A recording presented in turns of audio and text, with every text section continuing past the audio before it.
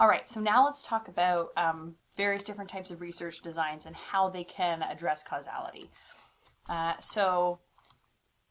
We have experimental designs, which really the only one of these that is true experiments, and that's the only thing that's really relevant to what we'll be talking about.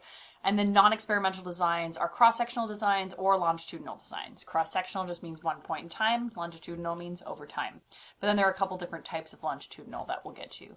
And this is kind of just a graphic that shows kind of it's like a hierarchy of research design in terms of being able to talk about causality. So the randomized controlled trial and meta-analyses, those are like right on the top, and case studies and stuff are right along the bottom because they do very little to talk about causality, except maybe in an idiographic kind of way. But with cross-sectional and stuff kind of in the middle. And you don't have to know what all these mean, that's just sort of to give you a visual. So true experiments then, I have briefly talked about these before, but as a reminder, you have 3 requirements for a true experiment. So the first is that you have to have your 2 groups, at least 2 groups. You have to have an experimental group, which is the group that receives the treatment, and that's what TX means, that's treatment, short form for treatment. So the experimental group receives the treatment of some kind, and then you have your control group where either they have no treatment or a different form that you're making a comparison to. Like sometimes if you're comparing programs, let's say in a prison setting, then you're going to compare maybe what is the status quo versus this new program you want to bring in and see if it's significantly better than what's currently being offered. So something like that wouldn't be no treatment, it would just be a different form. But you have to have at least 2 groups to be able to make comparisons.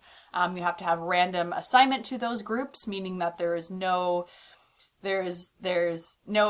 bias or any kind of differences between the groups before you start the experiment. They should be essentially the same, or at least no systematic differences between the groups. So random group assignment is how you do that in the best way.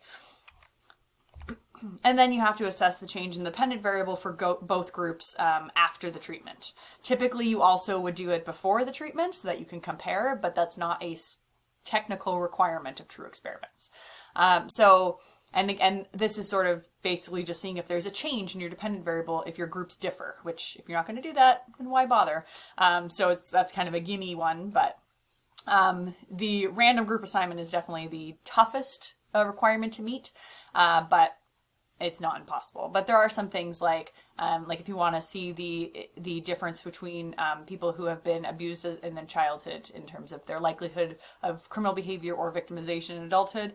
Obviously, you can't randomly assign people to have been abused in childhood. Either they were or they weren't. And for ethical reasons, you can't do that moving forward. But there are a lot of cases where you can randomly assign. And the Stanford Prison Experiment, although unethical, it's still a good example of a true experiment where there was no systematic differences between the groups. It was totally random. In terms of who got to be a guard and who got to be a prisoner. So that's a good example of a true experiment, definitely meets all of the requirements. And also in a true experiment, you have to maintain control over conditions after group assignment. So this is a prerequisite in order to meet the requirements, because after you've sort of decided who's in what groups, they can't have systematic differences besides the treatment that you're testing the effectiveness of, because if there's some other systematic difference, then that might be why one group does better or worse on whatever you're testing. So you can't, for example, do something like the Stanford Prison Experiment and then also, if they had taken one of those groups and then also like given them some kind of, therapy or something, and then, or, how to deal with stressful situations, kind of training, then that might have been why one group did behave very differently than the other. So you want to make sure that after group assignment has happened, that everything else stays the same as much as possible.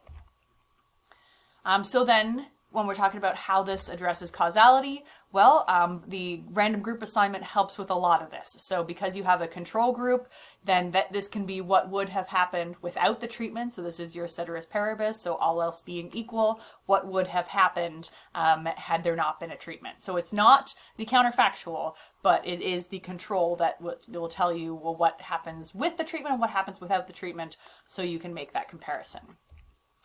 Time order, this would be established by pre-test and post-test. So Typically, if you would do a true experiment to truly talk about causality, you would have a pretest, even though it's not a requirement of true experiments. It's good to, it would be beneficial if you want to talk about causality, because then you can say, well, we tested them before the treatment, we tested them after. The ones that got the treatment did significantly better. The ones that didn't stayed the same. That would be a good way to talk about time order, so that you know that the treatment is what manifested some kind of effect later. And when we're talking about non-spurious relationships, well, the random assignment helps eliminate a lot of those extraneous influences. So there's no systematic differences between your groups. Mechanism, you can't really address this factor. You would probably have theoretical reasons for doing the experiment in the first place, but there's no specific, here's how we address that. And the context, difficult to control in field experiments, fairly easy to control in laboratory settings, so it would depend on what your experiment looks like.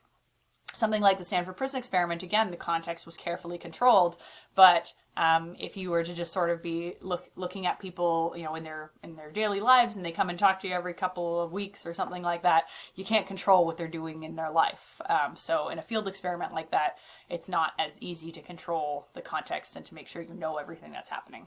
So it just depends on what the experiment looks like.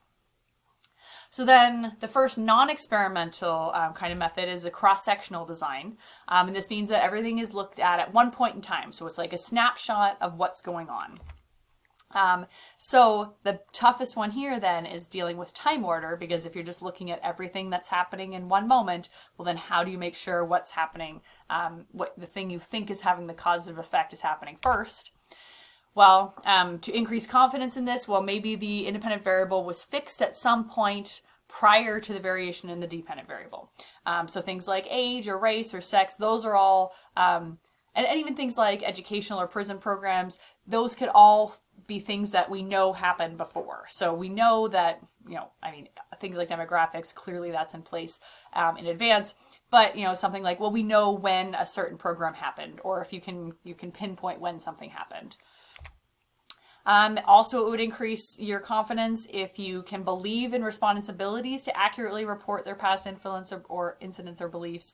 So that's basically, do you believe what the people are telling you? And it doesn't necessarily mean they're going to lie, but people have sort of memory issues with some of these things.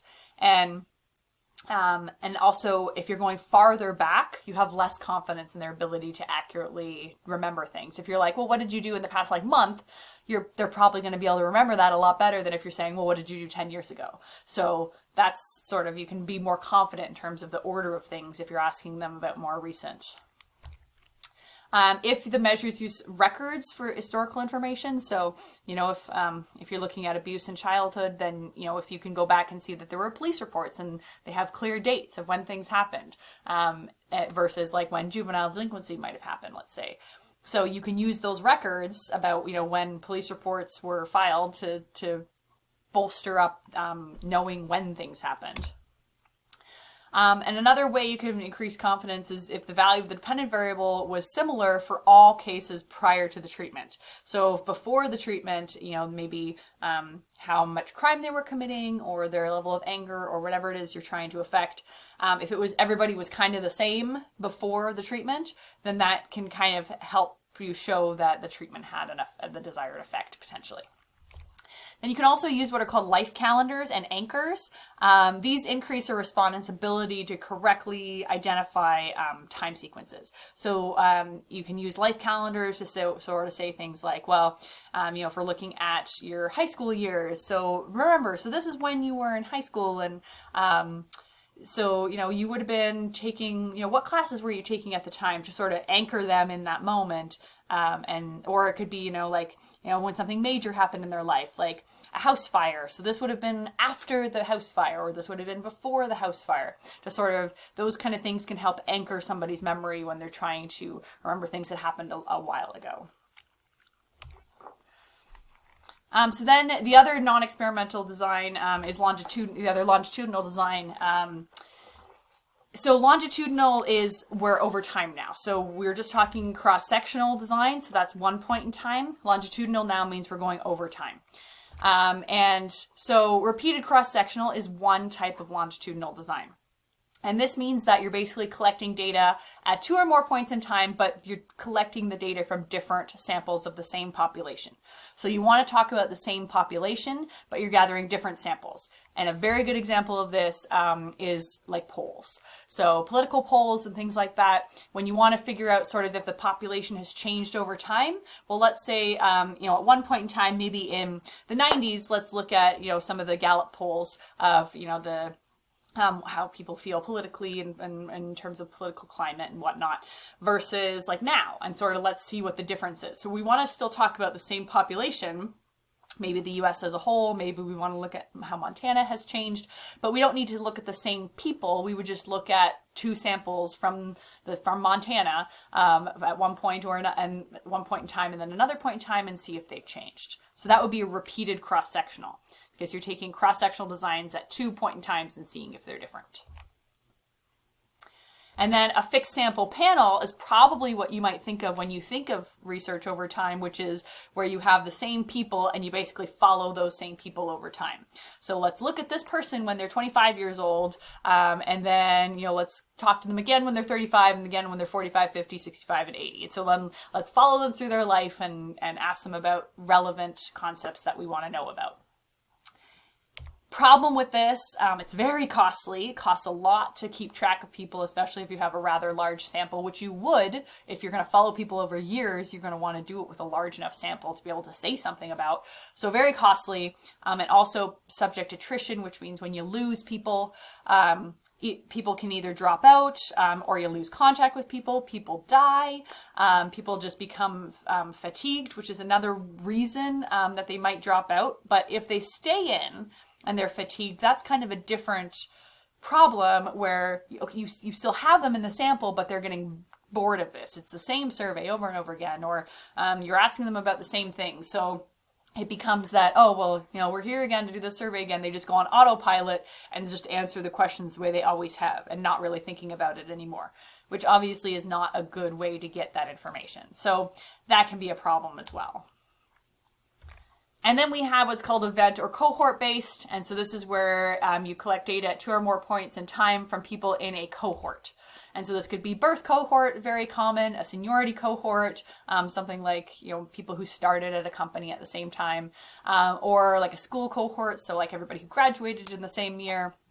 And it can be repeated cross-sectional where you would sample different people in the same cohort, or it could be a panel design where you sample the same people, but that original sample was based on a cohort of importance. So event or cohort-based could be repeated cross-sectional or panel, but the defining feature is that there is some kind of cohort that you're interested in.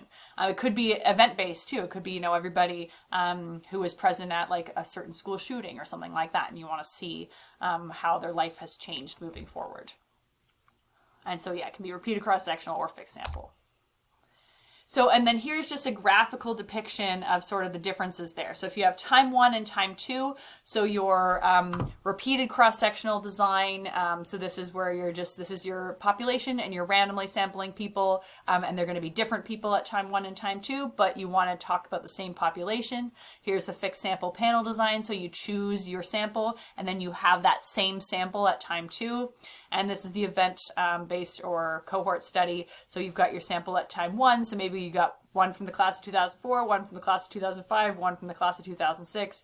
And then you see those, you get another sample again. So that's kind of just what that looks like. And so when you're talking about then causality in these non-experimental designs, you've got association is easily established by comparing groups. Time order can be difficult depending on kind of what you've dealt with there. The non-spurious relationships, we can use statistical controls to reduce that threat. So you can kind of hold a variable constant so that the relationship between other variables can be looked at apart from just the influence of a control variable. So that's just sort of statistical things you can do. For looking at the mechanism, you can look at intervening variables, which would happen between your main 2 variables, so that if you could show an intervening variable that helps explain what's going on there. and the context can be developed, especially when you're looking at surveys in different settings with different people. Then that can explain, well, in this context, that would explain why this relationship was stronger in one context or another. So not always easy to deal with causality in non-experimental designs, but not impossible. So that's our different types of designs.